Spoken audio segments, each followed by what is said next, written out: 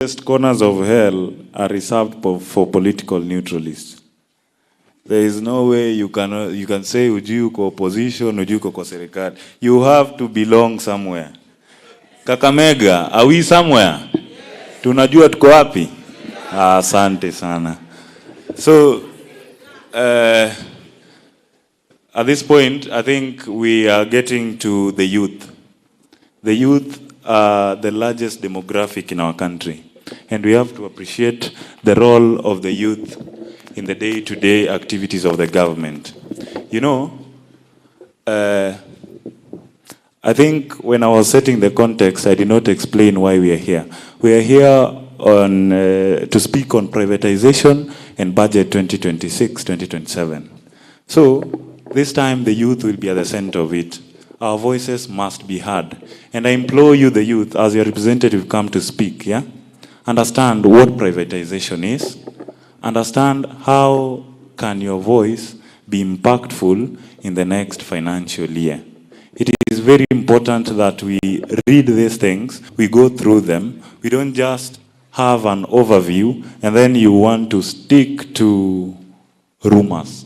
So let us be very impactful this year, so that when budget will be read, we stand at a point where we say, we know that which the budget entails, we know what it is in there for us, and we appreciate the role of National Treasury in inclusion of the youth matters fiscal planning, right? So I'd like to welcome the representation of students. The first one is KMTC.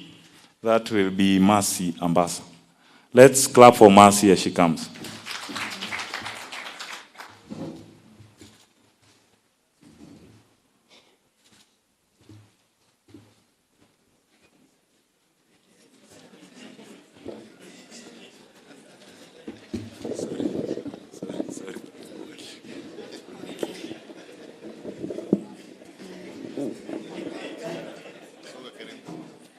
Cabinet Secretary Bandi and Dr. Baraza, our governor, all protocol observed, good morning. So my name is Mercy Ambassa, a clinical medicine student.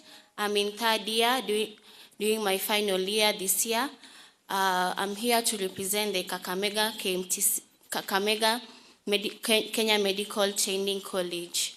I'll be talking more about on the medical sector, because that's what affecting us. So we were given a heading on budgeting, privatization of Safaricom, and privatization of pipeline. I'll just say just a brief on what I know concerning that. Concerning budgeting, I'll start with it. On budgeting, I'll talk about two things, the education funding and health sector budgeting. I'll really be personal on this because this has really affected us as an institution. On education funding, I'll be more on the health sector. For us as a Kenya Medical Training Sector, the training college, actually for us, we usually get our help funding very at a delayed, it usually comes in a delayed point. You see that we will really apply like based on the university and also us also apply for it. But you find that our colleagues will start complaining that the universities have been given, their money has been allocated, but you see for us, it's delaying. And you see for us, we have to, when we do our exams, for us to be qualified to do our exams, we have to finish our school fees. And then you find that this delaying of the help financing, it's really affecting us. Some of us, we are even forced to defer.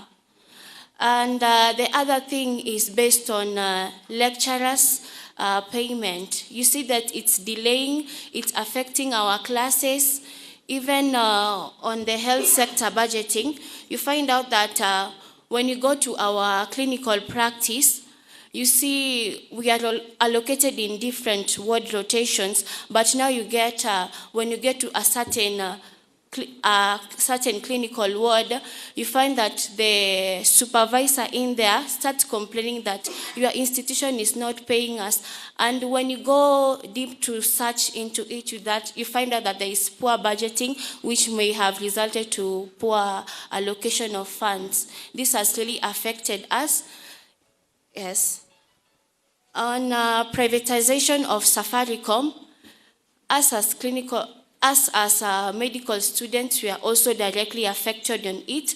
You find most of our classes are online, and we are really concerned about that. You see, sometimes the Wi-Fi of the school is not that really effective, so you have to find that I have to buy my own, but I have to fund for my own bundles, which really affect us. So we are really questioning, will this privatization of Safaricom affect our online classes? Will it cause a disruption on it? Also on this, we have embarked on Jiunge payment of our school fees. And most of the time we find out that we are paying using the M-Pesa. Will it affect our transaction cost? That is really of a concern, because as of Comrade, we are also concerned of the transaction cost. On privatization of pipeline, I don't know much about it, but I know that a better privatization will really focus on stabilizing the fuel prices. So for us, if the private sector gets that much of a percentage, it will really affect us. I'll just give an example. It will give a sharp rise also on the transportation. You see, for us, last year I was supposed to go, the clinical medicine department, we are supposed to go for our attachment, but it became like a burden for us, because now the school say that we cannot be able to fund for that transport because of the fuel pricing. So all of us were supposed to do that cost burden. We had to, like for me, I was to go to Ahero. I had to travel by myself with all the goods that all the luggages that I'm supposed to carry, and it was really expensive. So I was just requesting be considerate on that.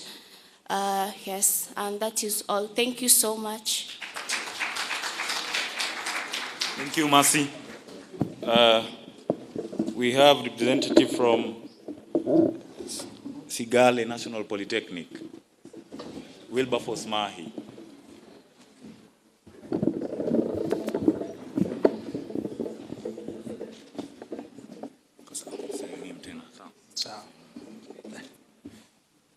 Say your name.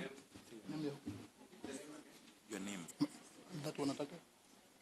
Your name. Oh, my name. Okay. To the Cabinet Secretary, Finance.